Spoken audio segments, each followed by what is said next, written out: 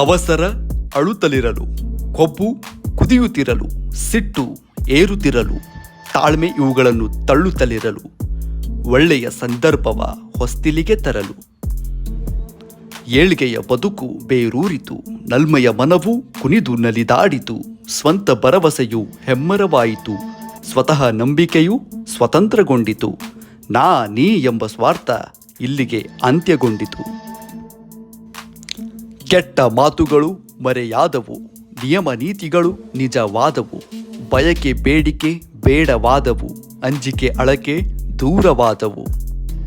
ಈ ಎಲ್ಲ ತತ್ವಗಳು ಮನುಷ್ಯನಲ್ಲಿ ಸೇರಿಕೊಂಡು ಮನುಷ್ಯತ್ವ ಎಂಬುದು ಹುಟ್ಟಿತು. ಧನ್ಯವಾದಗಳು. ನೀವಿನ್ನೂ ನಮ್ಮ ಚಾನಲ್ಗೆ ಸಬ್ಸ್ಕ್ರೈಬ್ ಆಗಿಲ್ಲ ಅಂದರೆ ಈ ಕೂಡಲೇ ಸಬ್ಸ್ಕ್ರೈಬ್ ಮಾಡಿ.